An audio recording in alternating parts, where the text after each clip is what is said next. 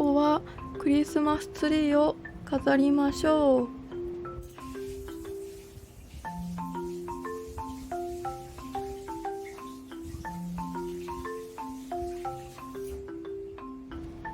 ちょっとその前に、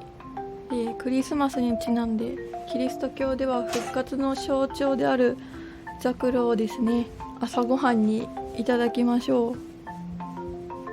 種がたくさん入ってるので豊穣とか希望の象徴らしいです。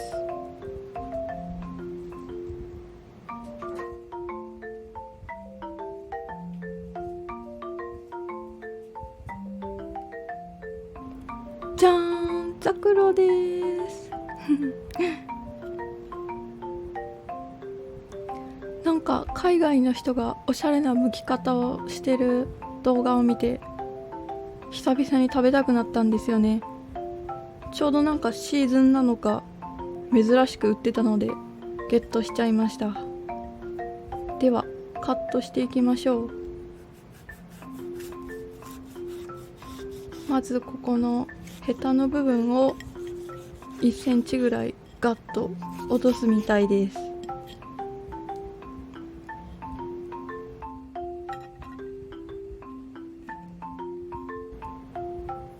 どやそれでここのなんか一応房になってるみたいで、みかんみたいにそこのなんか間をカットするとなんかみかん8作みたいな剥け具合に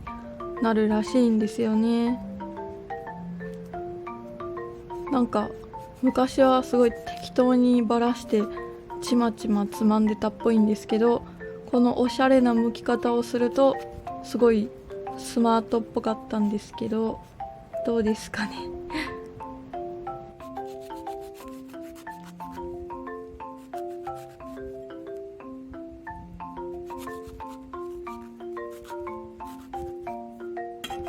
ちょっと手でやってみますかね。まだか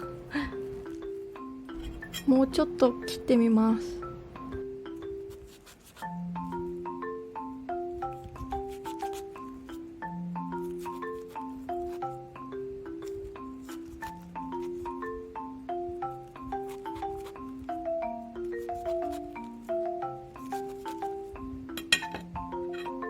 はい、これでいいんじゃないかしら。おーおーいけそうですね。でもなんか海外の人の方が上手にできてるかもです。もうちょっとなんか諦めてバイオレンスに行ってます。なんかもっと食べやすそうな感じに割れてたんですけど。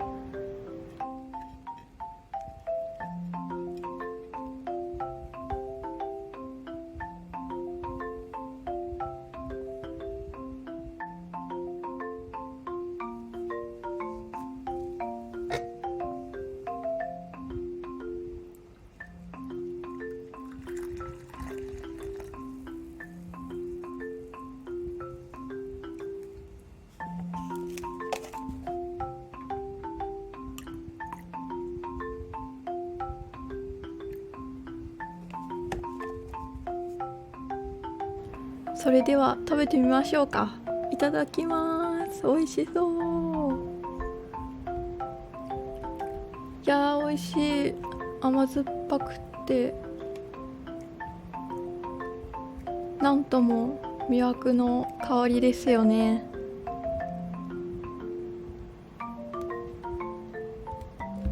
ほら見てください、この宝石みたいなキラキラの粒見えてるかな。ガーネットのことザクロ石って言うんですよね。本当にザクロが宝石みたいです。まさにガーネットなのかもしれないですね。手真っ赤になるな。でもシャリシャリ美味しいです。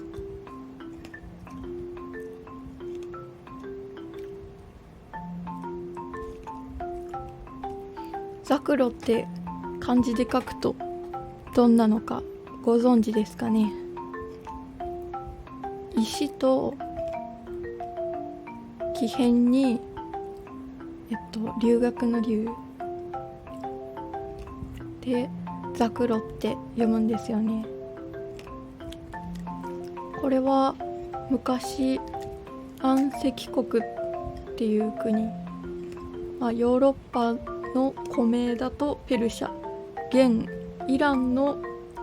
コブのようなフルーツっていう意味です。アン石国の石の石とコブみたいな、コブは病だれに留学の留なんですけど、ザクロは木偏に留学の留ですね。英語だとポムグレネードって言うみたいです。ポムはフランス語のリンゴで、種の多いリンゴっていう意味みたいなんですけど、グレネードといえば、爆発する武器である手榴弾ですよね。グレネード、ザクロが語源みたいです。手榴弾の榴がザクロと同じ感じなんですよね。ちょっと面白いんじゃないですかね。手榴弾を今食べてます。グレネードがザクロから来てるから、手榴弾の榴のところにザクロの当て字を入れて輸入する日本人、めっちゃおしゃれですよね。手榴弾でちょっと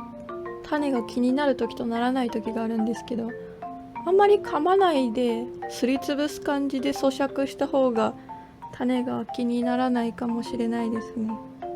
食べ方のコツです。懐かしい味だな。ほんと美味しい。ドイツの港の朝市、フィッシュマルクトっていうのがあるんですけど、そこで大きなカゴにたくさんのフルーツが詰め込まれて売ってるんですよね。日本じゃあんまりないですよね。めっちゃメルヘンじゃないですか。そんな感じで一緒にカゴに入ってて、ザクロはライチと共に好きなんですよね。ドイツの貨幣がユーロになる前はマルクだったんですけど、もしかして史上一番のマルクとマルクって関係があるのかなって調べてみたんですよ。ちょっと一人で丸々1個も食べちゃうとお腹壊すかもなので、今日は半分ぐらいにして取っておきたいと思います。ドゥーン、はい、メガステーキです。ステーキって書いてあるけどローストビーフに使います。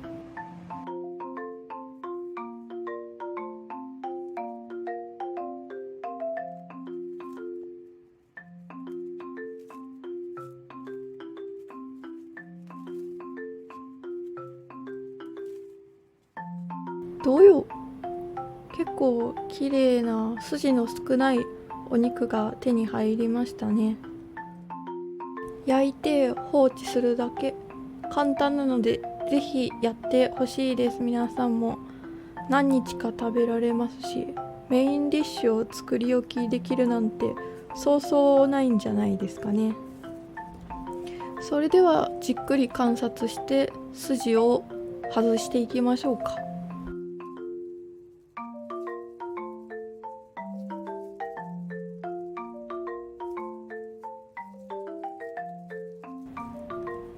それで話を戻しちゃうんですけど、ドイツ語の市場を表すマルクトと、ドイツの貨幣のマルクは関係があるのかというか、関係があってほしいと思って願望なんですけど、由来をそれぞれ調べたんですよ。なんとマルクは重さの単位で、中世のヨーロッパの国際取引に使われてたらしいです。1マルクは 233.856 グラムらしくって、貨幣の単位は重さや量りに由来するものが多いみたいですね。古代ローマ帝国ではお金の重さのことをポンド、量りのことをリブラって呼んだらしいんですけど、これはそのままイギリスの貨幣のポンドの元になってますし、今やユーロのイタリアの元々のはリラもリブラがリラになったものみたいです。他にもね、日本円の両とかタイのバーツ、メキシコのペソとかも全部重さや量りに由来をしているらしいです。それでも私は個人的に諦めきれなくて、綴りが一緒なんですよ。マルクとマルクとって、そのマルクに t がついてるだけで市場を表せて、このドイツ語の t なんだろうって思ってたんですけど、残念ながらマルクとはラテン語の商うっていう意味のマルカトスに由来してるみたいで、ちょっとマルクの重さの語源とは違うみたいです。このマルカトスなんですけど、市場をいろんな国の言葉で言うと、スペイン語ではメルカド、英語だとマーケット、マート、同じ語源みたいです。マルカトスの発音をインターネットで聞いてたら、だんだんどっちかというとメルカトルに聞こえてきちゃったんですよね。それで地図の表現方法のメルカトル図法も同じ由来なのかなと思って調べたら本当に同じで、ラテン語のマルカトスがもう本当にいろんな使われ方をしてるみたいですね。あとドイツ語のマルクトもあるんですけど、別にメッセっていうのも市場を表すみたいです。メッセは教会のミサに由来する言葉で、ミサの後に開かれる市場もメッセって呼ばれるようになったみたいで、幕張メッセのメッセがミサというかミサの後の市場みたいな意味を表してるんだなと思って、どんどん世界が広がっていってしまいました。これぐらいにしましょうか。というわけでですね、パッと調べられた限り、市場のマルクトと貨幣のマルクは関係ない派生なのかなっていうところです。ちょっと例えばお金の重さの元になってるマルクがマルカトスから来てるのかもしれないと思って調べたんですけど、もうマルカトスのラテン語の資料を追うのは困難を極めたので、一旦ね、別なのかなっていう感じです。ラテン語に詳しい人がいたら教えてください。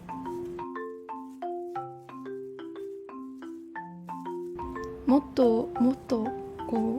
ゆるい話をしたいですね。皆さんはどんなクリスマスが好きですかみたいな。私結構どっちかというとファミリーと過ごすのが好きですね。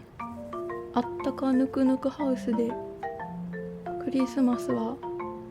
できれば大勢派です。取った筋は冷凍しておいておきます。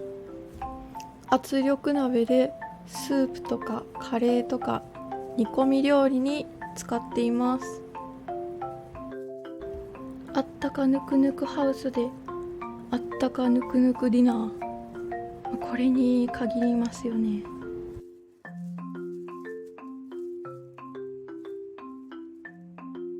筋を外したきれいなお肉に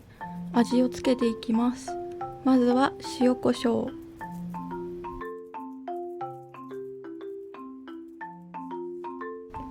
さらにニンニクと生姜のすりおろしをなじませていきます。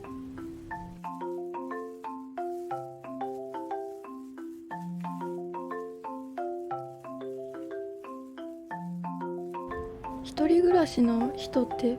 本当自分のために暖房をつけられないんじゃないですかね。多分私もつけられないですね。なんか猫でもいいんですけど、本当自分より弱い何かと暮らした方がいいと思います。ケアしてあげてるうちに自分にも恩恵があると思います。与えるということは与えられるということですよね。最近今年の冬からちょっと高級な加湿器5万円ぐらいするを導入したんですけど、ほんと生活が良くなりましたね。28度の湿度 18% は寒いですよ皆さん。28度もあっても湿度がないとめちゃめちゃ寒いです。下味をつけたら30分ほど寝かせます。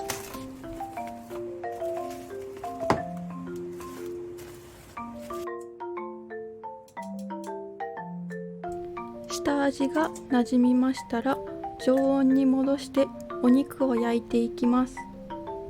オリーブオイルいきます。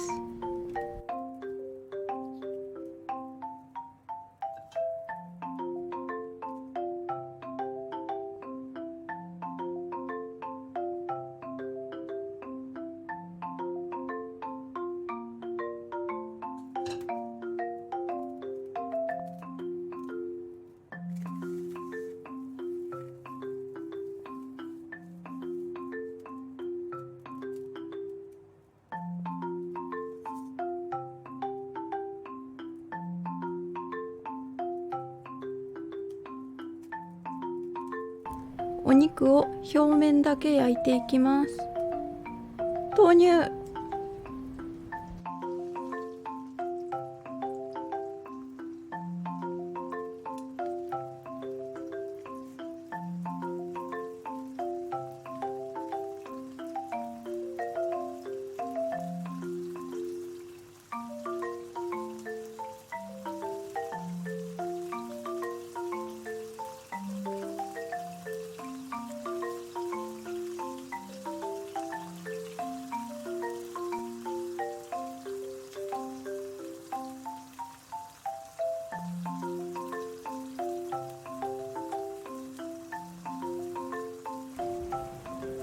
いや皆さんマジで湿度は大事ですよ。 18% は寒いですよ。皆さんの家、私の家だけですか？あと加湿器つけてないと 18% ぐらいになってるんですけど、25度で 25% はまあまあ来たらいっぱい、普通に来てたらいられるって感じです。25度で 40% は本当にぬっくぬくですよ。もうベストだと思いますね。あったかぬくぬくハウスです。裸足でも暮らせると思います。なんか加湿器、超音波を使うやつはなんかあんまり長く使い続けていると部屋中がほんのり白く降り積もるらしいというか、なんか象印の沸騰させるやつ、ポットみたいなの使ってるんですけど、なんか白いカスがそこにいっぱい溜まるんですよ、1ヶ月も使ってると。でその白いカスが超音波のやつだと部屋中に撒き散らされてるみたいな話で、その加熱式だと月に一度クエン酸を入れて温めるだけでお手入れができるみたいな。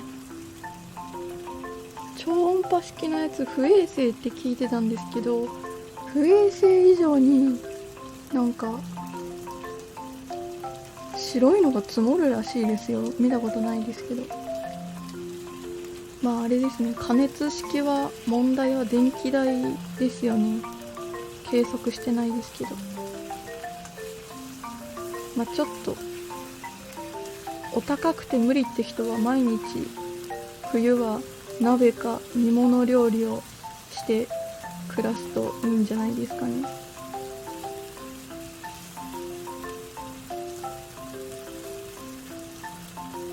なんか新卒の時めっちゃ煮物と鍋してました。部屋が潤うので。それでなんでこんなに真剣に湿度の話をしてるかというと、なんか足の冷えが治ったんですよね。なんか冬場ほんと安価か布団乾燥機で最初に温めとかないと全然生きていけない人だったんですけど、ほんとそれが悩みだったんですけど、加湿器寝室に導入したら安価いらなくなりましたしね。これめちゃめちゃ発明だと思ってるんですけど、足が冷える人も加湿器おすすめです。ほんまに50% ぐらいやってみてください。40% から 60% がちょうどいいらしいですよ。全然 40% にうちの家なんかならないんですけどね、頑張ってるのに。カビとかも 60% を超えちゃわなければ全然問題ないらしい。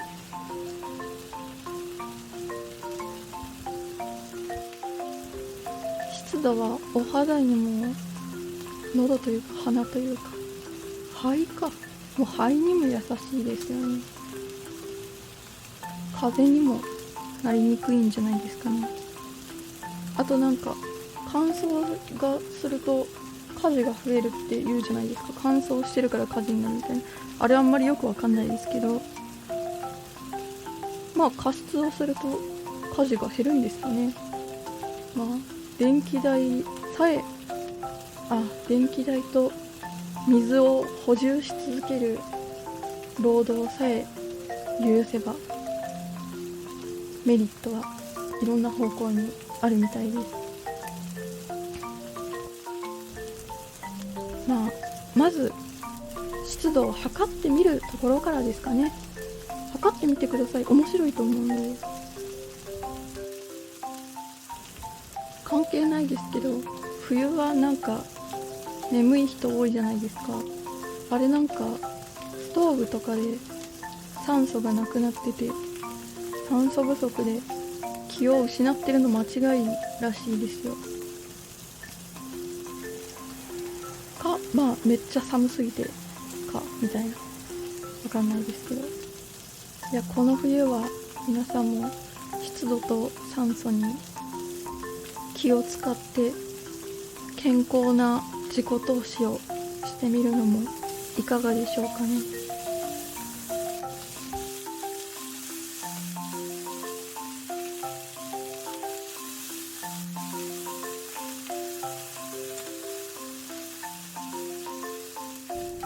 この後炊飯器でも火を通すので、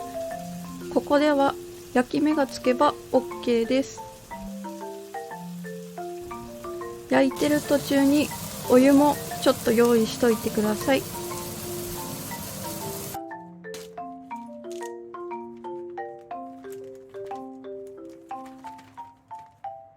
お肉を軽く冷ましてジップロックに詰めていきます。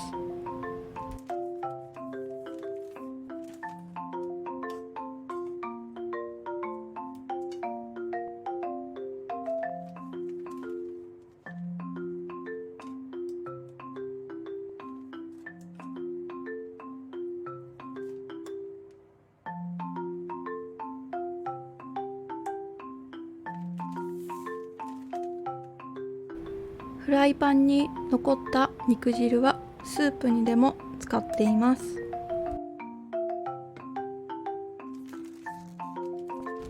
ジップロックを炊飯器の釜に入れます。お湯を入れながら口を閉めると真空っぽくなって浮いてこなくなります。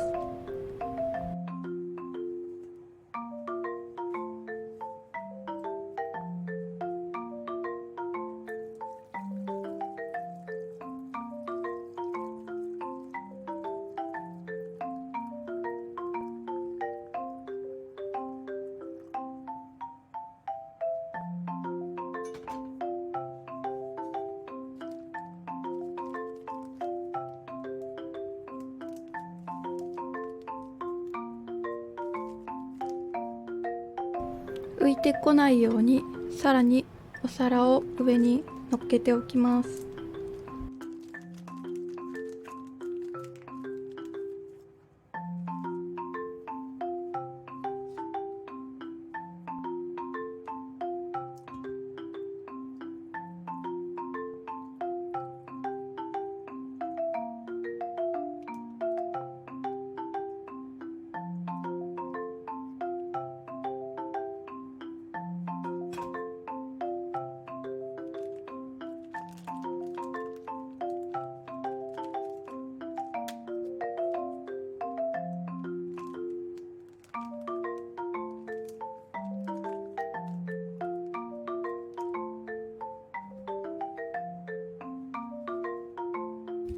よっこらしょ。はい、これを炊飯器にセットしてですね、保温を押します。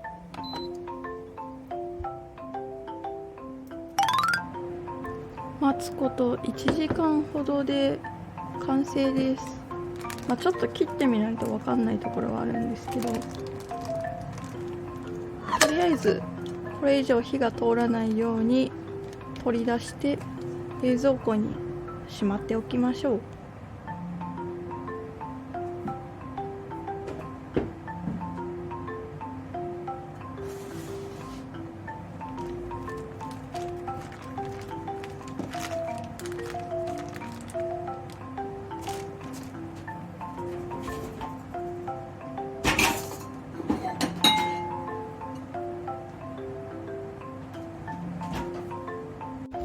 冷やしてから切った方が切りやすいと思うので、一旦冷蔵庫に入れておきます。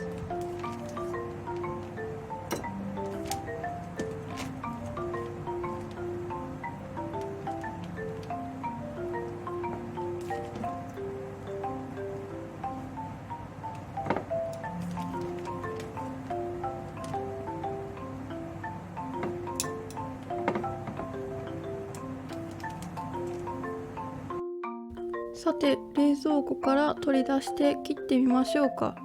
緊張の一瞬です。大丈夫かな。ちょっと火通り過ぎてるかもしれないですね。実はちょっと1時間以上やっちゃったんですよね。ちょっと人に振る舞うお肉だったんで、生だと心配でいつもより多めに保温を長くしてしまいました。皆さんは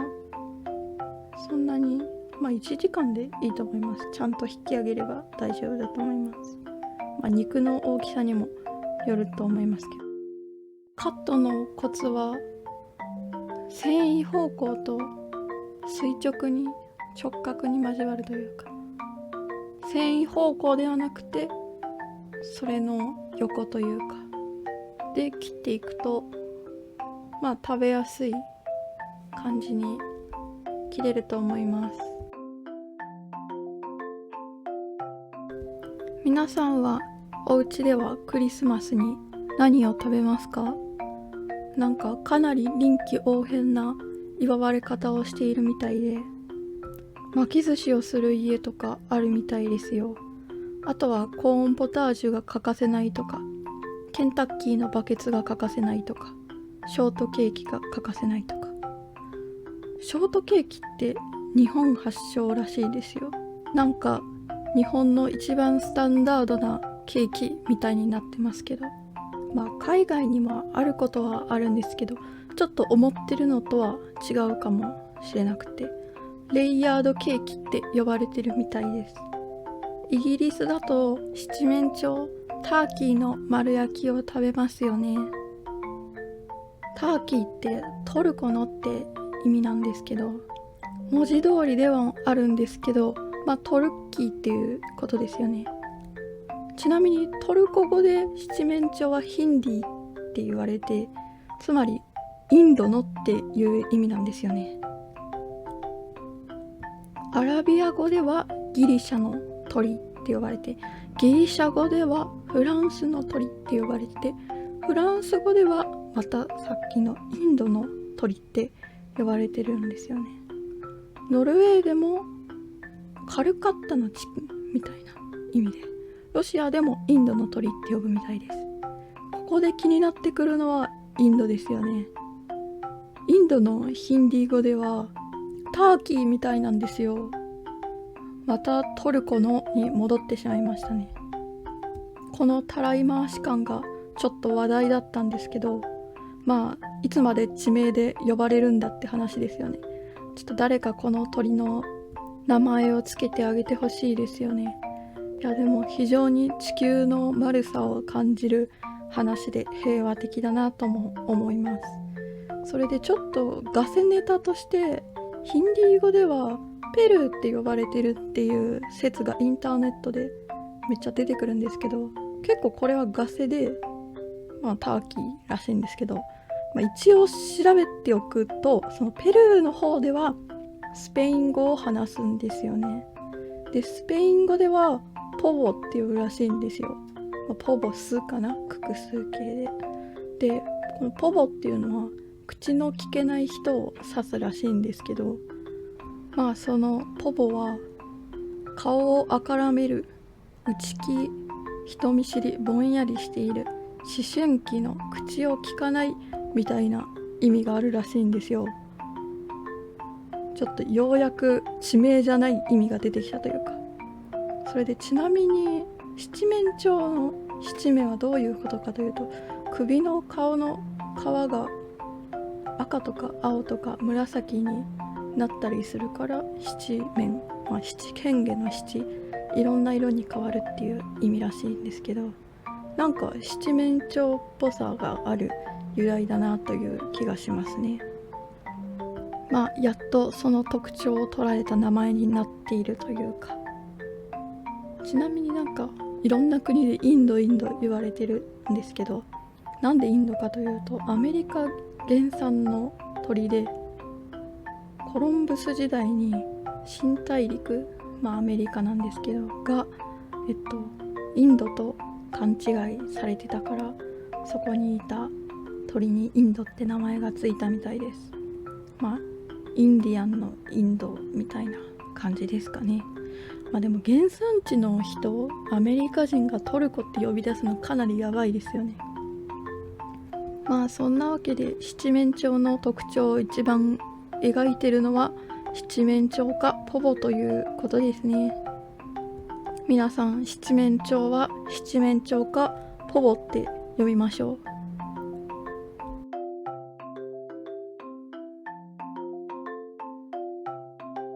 そういえばトルコ石、ターコイズも同じような運命をたどってるみたいです。トルコ石はトルコにはないんですよね。トルコ石の産地はペルシャと呼ばれた現イラン周辺が産地です。この石をヨーロッパにトルコ人が売ってたからトルコ石って呼ばれてるみたいですね。それにしてもやっぱり一世を風靡してたオスマン帝国がトルコのことなんですけど、こうやってたくさん言葉が残ってて、オスマン帝国がどれだけ強くてかっこよかったというか、当時のみんなの憧れというか最新な感じだったかっていうのがわかりますよね。ターキーとトルコ石が入ってきた頃、オスマン帝国なのか知らないですけど、でも今調べたらオスマン帝国1900年代まで残ってたんですね。なんかめちゃめちゃ歴史上の感じだと思ってたんですけど、1299年から1922年ってめっちゃ長いじゃないですか。ワンチャン100歳ぐらいの人ってオスマン帝国がリアルにある時代に生きてたってことですよね。なんか個人的にはソ連が本当にあったの面白すぎるんですけど、まあソ連が普通にあった感覚でオスマン帝国があったってことですかね。いやー、エモいな、エモいですよ。ソ連というコンテンツめっちゃ出汁が出ますよね。調べれば調べるほどお酒が飲めますよ。まあそんな深いこと知らないですけど、最近読んだ本だと亡命ロシア料理とか、今更ですがソ連邦っていう本が好きですね。どっちも楽しく読めると思います。割とポップな感じで、まあ長くなっちゃうんでそんなに深く研究しないですけど、思い描いたことはかなりユートピアというか、を目指してたのはすごいわかるんですよ。言いたいことはわかるんですけど、そのための技術もエネルギーも人間にはまだ早いなという感じですね。実際の住んでる人の生活はなかなか閉塞感があるものなんじゃないですかね。でも歴史上の事実というか史実的には味わい深いですよね。国歌も好きで定期的に聞いてます。社会主義のやろうとしたことというか、理想郷に祈りを捧げてますよ。知らないですけど。はい、ローストビーフはこんなところです。それでは今日の本題のこの大きなクリスマスツリーに飾り付けをしていきましょう。グリューワインでも一杯いただきながら飾り付けていきましょうか。4年くらい前からイオンの輸入してるグリューワインにハマってるんですよね。イオンなのでコスパはもちろん普通に美味しいんですよ。蜂蜜をたっぷり溶かしてレンジでほんのり温める。外から帰ってきて飲むとホッとするワインです。それでは今回飾り付けるオーナメントの紹介です。たくさんありますね。このツリーは高さ 2.2 メートルで自分の身長より高いです。自分の身長より高いツリー、ちょっと憧れちゃいませんか？ LED は700球ついててコストコで買ったんですけど3万円いかないくらいです。箱には2人で運びましょうって書いてあります。かなり重いので皆さん気をつけてください。ただ背が高いんですけど電飾を巻きつける必要がなくて、LED がもう木に直接生えてて、このツリー3段になってるんですけど、組み立ててなんか真ん中の挿すと通電するんですよね。だから組み立てただけでもうライトがつきます。さっきのたくさんあった飾りは52個セットで3000円くらいです。トータル、3万3000円。100万円近くするおひなさんを思うとツリーに3万円っていうのは破格値というか、おひなさんの値段からすると誤差なんじゃないかなって思います。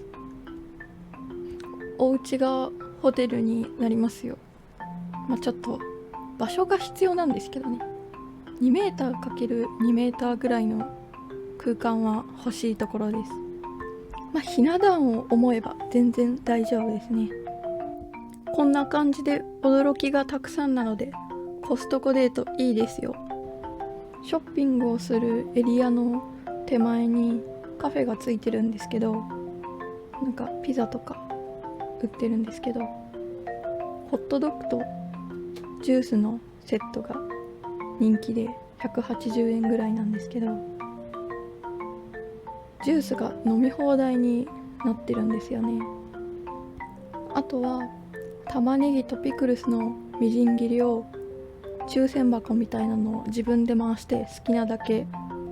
ケチャップとマスタードも好きなだけかけられますね。ともかくお好みの味付けにできます。なんかコロナ前だと買い物前にそこでランチをして、ジュースを飲みながらお買い物に回って会計をして、また帰りにジュースを汲んで帰って車でもジュースを飲むみたいなのがセオリーだったんですけど、コロナの影響で多分店内飲食は NG なので、そんな感じなんですけど、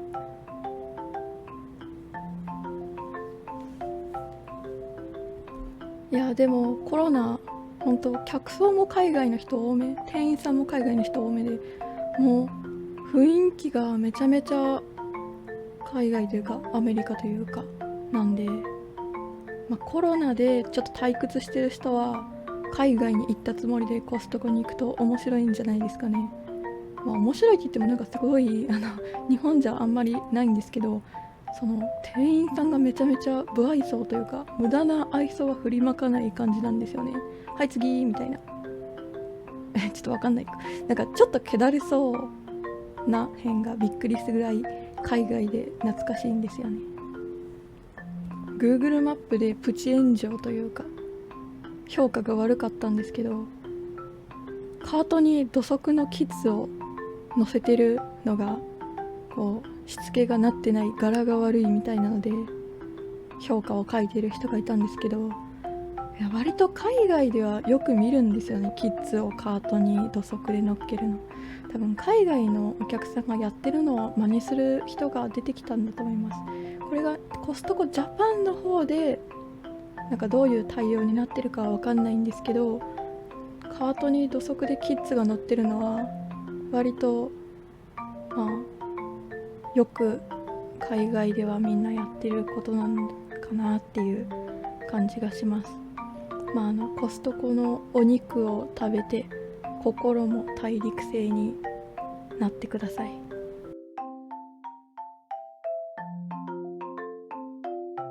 毎年一つずつ装飾を買い足してるんですよね。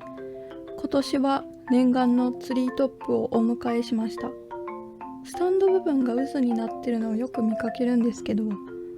見栄え的にちょっと違うなと思ってて、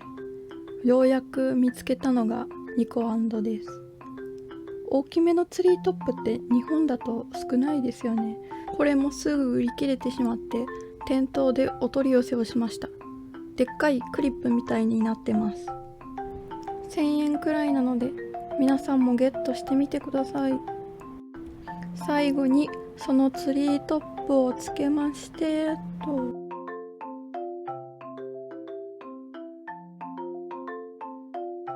完成です。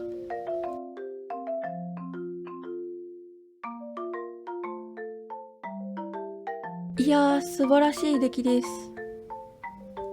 今年もいいクリスマスになりそうです。